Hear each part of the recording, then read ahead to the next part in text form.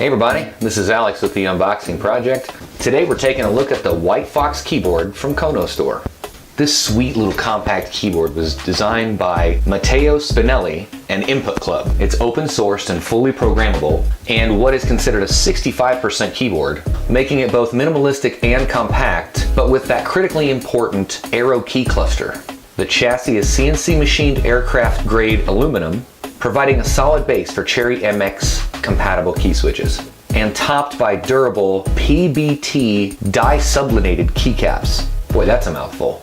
If you've watched any of my other videos on this channel, you'll notice a recurring theme with me. I am all about presentation and value.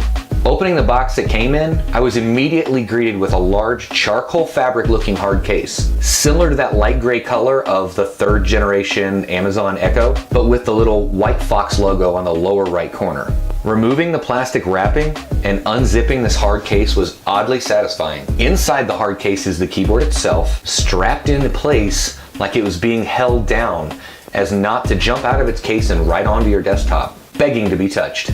That, my friend, is presentation.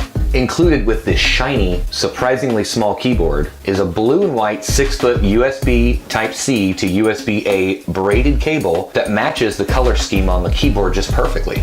A set of additional keycaps to help customize the look and style of this compact little beauty, including the command keys for those Apple users, a larger backspace key, which will be highly sought after if you go from using a larger keyboard to using this one for more than 3 minutes, and even the any key.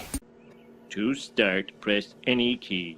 Where's the any key? Also included are a few extra rubber toes for the base of the keyboard. In fact, turning this little gem over reveals the WhiteFox logo etched on the bottom of the aluminum, but towards the top of the chassis are 2 removable raised pegs that are designed to give that ergonomic tilted look and feel, while offering stability with none of that annoying keyboard wiggle. You can remove these pegs by simply unscrewing them and plugging the holes with those extra little rubber toes. I did notice when you unscrew the pegs, it was kind of a pain to screw them back in, where I had to simultaneously pull down on the peg and turn to screw it in, or else the peg would just spin. With this little guy coming in at 12.5 inches long and just under 4.5 inches wide, it is pretty heavy, weighing in at 1 pound, 9.9 ounces, mainly due to that aluminum chassis. Aluminium. When carried in the hard case, that adds an additional 15.3 ounces to bring this compact keyboard in just over 2.5 pounds and fits snug in a backpack for those late night pop-up LAN parties.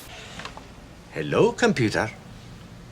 Now, I don't know about you, but when I think about custom programmable keyboards, I think gaming. Keyboards with macro keys out the wazoo and LEDs that change with every keystroke and subwoofers that boom loudly with every headshot. Boom, headshot! Not this little beast. In fact, WhiteFox heralds a new class of open source keyboard and easily surpasses top of the line gaming models in transmission speed, aesthetics, and key feel. Flashing custom firmware onto this keyboard is fairly straightforward using their community resources and online firmware configurator, but rather daunting nonetheless. With 8 layers of custom layouts available, and each layout using the included visible key patterns, as well as hidden function buttons, special characters, international options, and the likes, it supplies a virtually endless combination of custom layouts that can suit any use case, from office use to gaming or video production with shortcuts and such. In fact, let's take a listen to those keys.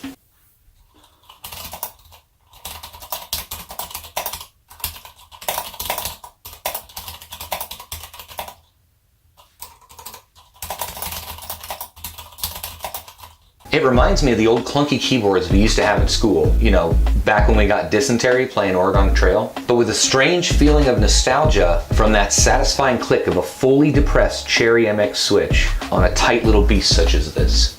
You know, I can definitely notice a difference between the Cherry switches on this keyboard from the little chiclet keys on the Dell KM636 that I use at home and at the office. But when it comes to reds and browns or clears, I honestly don't have the experience to form an educated opinion right now. I feel like the key switch game is like sneakerheads. Those that are into it notice the small subtle differences, whereas I look at functionality and value.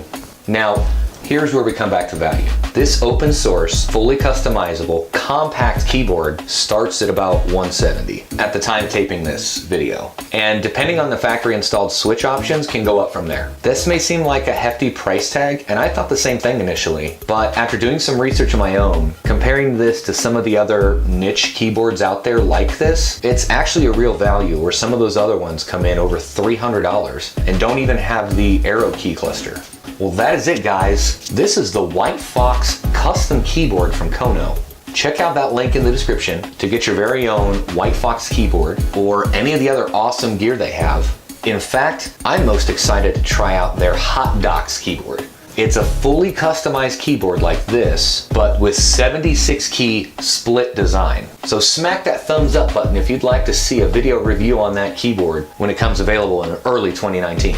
Don't forget to like and subscribe, and of course, thanks for watching.